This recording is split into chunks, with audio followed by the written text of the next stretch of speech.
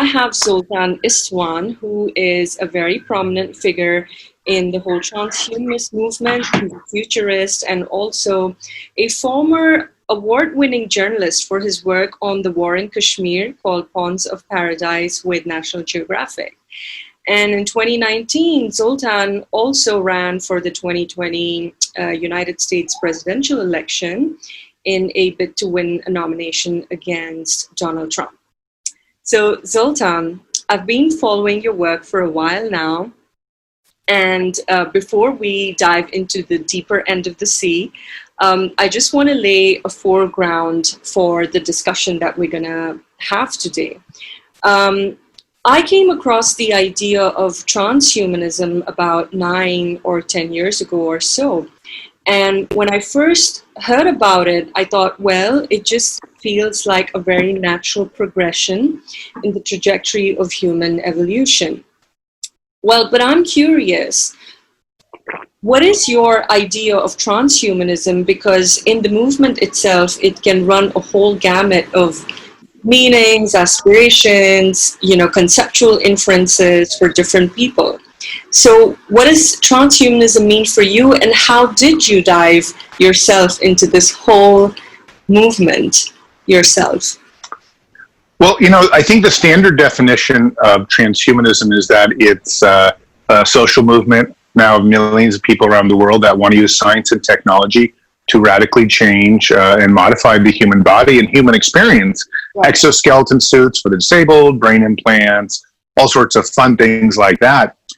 But for me, the most important part of it is really overcoming death. I don't want to say I'm a non-believer, but I'm somebody who would rather be able to achieve an indefinite lifespan or immortality through science and technology rather than relying on an outside source to provide sort of a heaven or a hell or whatever it might be. And so that's really my main goal of transhumanism, is to overcome death. And as a result, I got into transhumanism because as a National Geographic journalist in Vietnam, I almost stepped on the landmine, and it freaked me out so badly after this incident. I'd been covering a lot of war zones, including Kashmir. At the time, it was, pretty, well, it's still a conflict zone, of course, but at the time when I was there, it was very hot conflict zone. And the point, though, is that I kind of, all this near-death experiences really got me thinking, well, maybe I should join a movement that can help me overcome death. And of course, that's really what transhumanism is. Right. And for how long have you been involved actively in this movement? Well, so, I began writing my first novel, The Transhumanist Wager, which sort of lifted me up to the kind of public figure that I am now in the movement about 10 years ago, maybe 11 years ago. And the book came out 6 years ago. At least 6 or 7 years, and mostly really 10 years. But that said, I also was very interested in science fiction when I was in college, and all followed up on, those kinds of ideas back then. So I've been interested in science ever since I can remember any memories. Right. So I'm also kind of curious, in view of the current COVID pandemic, how do you think transhumanism would then address this specific global challenge? Well, like I had said when I was running for president, had I been president, we probably wouldn't even have had coronavirus, because one of the very first things I would do in office is take money from our military and put it towards these existential risks that humanity face. Now, it's not just, coronavirus that we have. We have Ebola, we have SARS, we have MERS, we have other deadly diseases. We have asteroids that can hit us, super volcanoes. We have climate change. I mean, the list of things that are threatening the human species is actually very long, and nobody seems to take it seriously until something like a plague comes, and then we're like, oh, we need to spend billions on it. Well, I think we ought to, spend the money on these vaccines long before these kinds of diseases hit the species. So that's how transhumanism would have done it. But the bigger idea of transhumanism is we are trying to replace bodily parts with synthetic parts. So, the coronavirus attacks your respiratory system. That's mostly how people die, because they can't breathe and they suffocate essentially. And, transhumanists are working on things like the bio-lung, an artificial lung that is, doesn't, where the coronavirus wouldn't affect a synthetic lung, an artificial heart inside your body. And so they already have some of these types of lungs for people that have been in fires and had too much smoke inhalation, and they can't breathe with their normal lungs because of that. So, that's how transhumanists would also deal with coronavirus outside of a vaccine, is by replacing the parts that are failing due to the coronavirus. Now, we don't actually have the biolungs at wide scale available yet, but there are people working on it, and that's the kind of thinking that transhumanists would have. Right. Sultan, let's face it, like a lot of people who can indulge in the very process or rituals of life extension are those who have the financial capability and the ability to afford it. And for that to happen, for the transhumanism agenda to find universal application that cuts across all social and financial strata of society, I think a lot of other things need to drastically change in the socio-political climate. I'm a staunch believer in the idea of universal citizenship, universal basic income, free health for all, and a universal central government, which in techno-utopian concepts would parallel with the idea of techno-singularity. So all of these things have to happen before life extension programs or transhumanism finds universal application. So what do you think are actionable steps that can find present initiative for the transhumanist agenda to finally sort of take shape in a very tangible sense for everyone? Sure. Well, just, I agree with all four of the things you essentially mentioned. I believe in a universal basic income. I believe through that universal basic income, everybody should be able to afford healthcare. I think I've often said I believe completely in universal citizenship. I'm a borderless guy, basically want to take down borders. And I also think, it would be great to have just one single world government that's democratic. And that way we don't have certain countries that, let's say, abuse women, and other countries that have racial issues, and it doesn't matter what country it is. No country is perfect. But I believe if we got the world together, we might take the best of all the things and create a world democratic government that would be far stronger and also be far better for our future in terms of getting off this planet, starting to explore the solar system. I mean, we're 10, 20, 30 years away from this really amazing age. So I think all those things are very important. Now, the fundamental point of that for me is the universal basic income. This idea that governments should be able to provide their citizens with enough money so people can feed themselves, house themselves, and be able to kind of live at least a life that involves, kind of moderate survival without having to worry about being thrown out in the street and that kind of thing. And a universal basic income is the easiest way to do it. And the coronavirus has been a great example of why we need it. It's, I understand a lot of rich people are doing very well right now, and it doesn't matter, the stock market's up and all that other stuff. But the vast majority of people, because of coronavirus, are being negatively affected, and their livelihoods are being threatened, if not taken away. So that's where universal basic income could come up. But more important even than coronavirus is this age of automation that's upon us. The idea that robots will be better than people doing almost any job here within the next 10, 20, 30 years. And so we have to come up with a solution, and the solution is very basic. A lot of people now support universal basic income, and I think that would be the stepping stone for ending up with a world democratic government, all healthcare paid for through the universal basic income, and just people able to go wherever they want. And the idea of countries, to me, honestly, is it's absolutely I think it's like I can't believe we fight wars over boundaries. Yeah. We ought to just be able to use each other's resources and benefit from each other's different cultures and things like that. Right.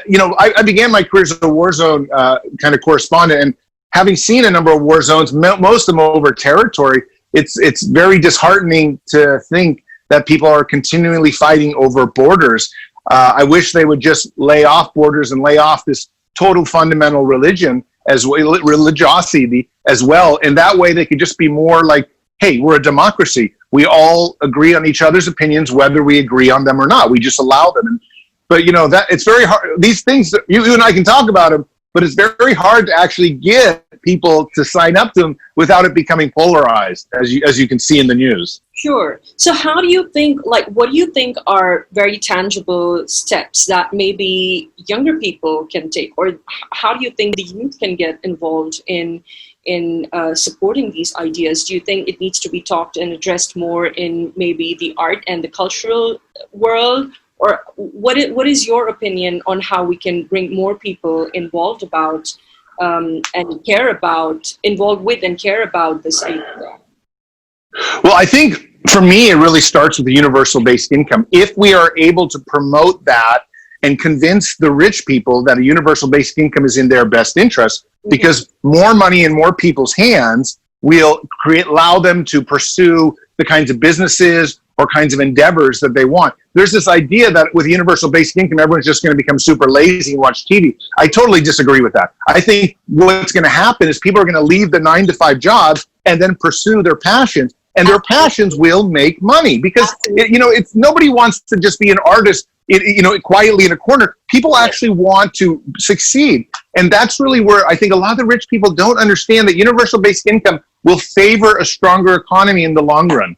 Absolutely. So a lot of people that I speak with, Zoltan, usually come from this premise when you speak with them about the whole idea of transhumanism is they feel that the idea would then, by going against natural laws of life and death, would allow certain unwanted elements that are operating on a global level to further their agendas for longer than is necessary or welcome. For example, dictatorships and dictators, having the ability to then just, implement their agendas for that much longer. I think that dictatorship doesn't die with dictators. It's the idea of dictatorship, perhaps, if we're talking about dictatorship, that it's the idea that needs intervention from a global level, at a collective level. How would you address this premise with people who would argue against transhumanism?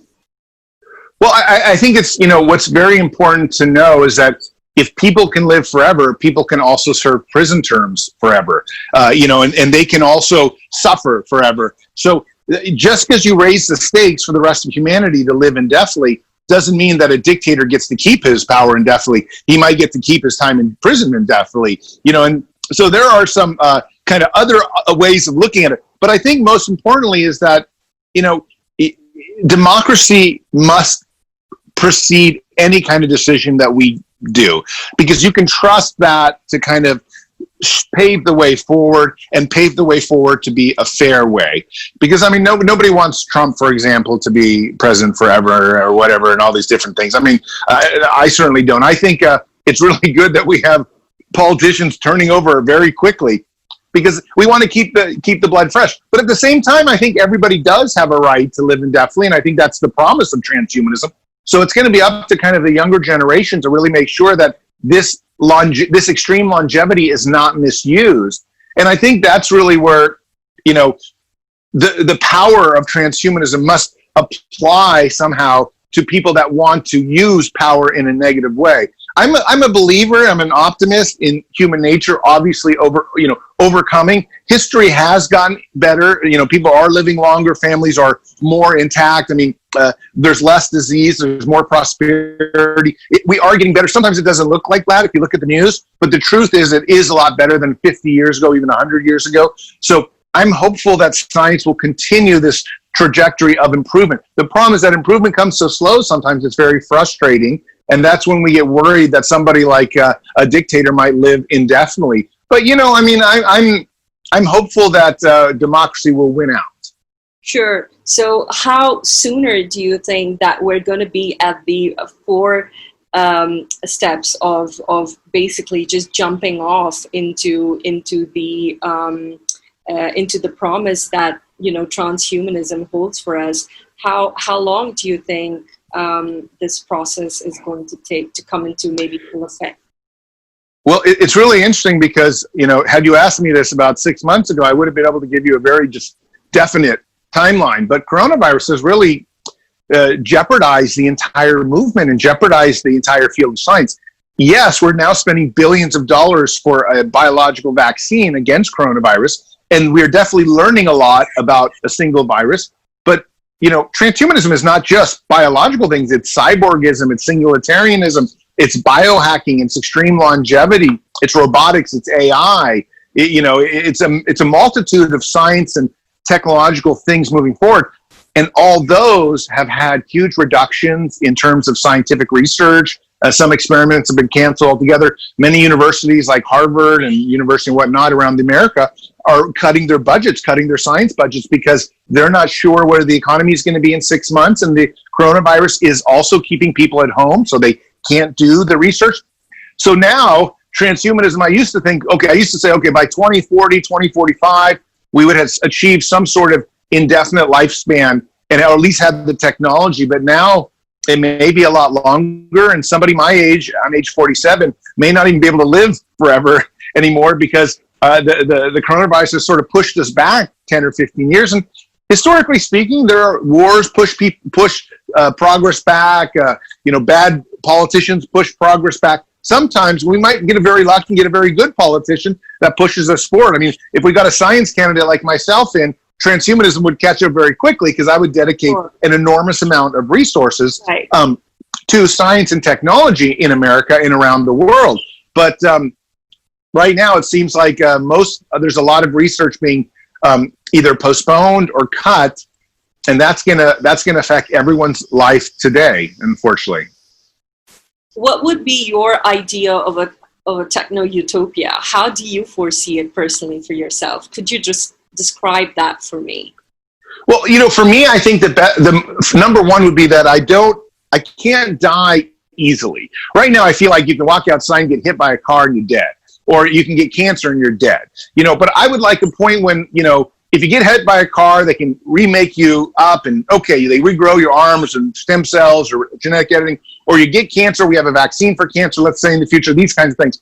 And then the second part of that is really getting off planet. I'm excited to explore the universe. I'm excited to go search for other habitable planets. I'm excited to search for maybe alien species. I'm excited to maybe even merge myself with artificial intelligence and see how far my brain can go in a different environment when it's maybe much, much more intelligent than the 3 pounds of biological meat that I have on my shoulders right now. I mean, the idea of merging our brains with AI, we might become 1,000,000 times smarter here in 100 years. That's very interesting. I don't know what I'll even think like. If you're 1,000,000 times smarter, what would your thoughts be like?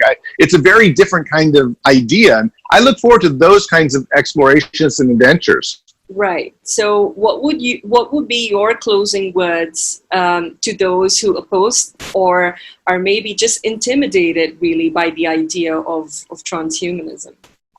Well, sure. I think a lot of people, when they think about transhumanism, they think of people becoming robots and artificial intelligence and sci-fi movies.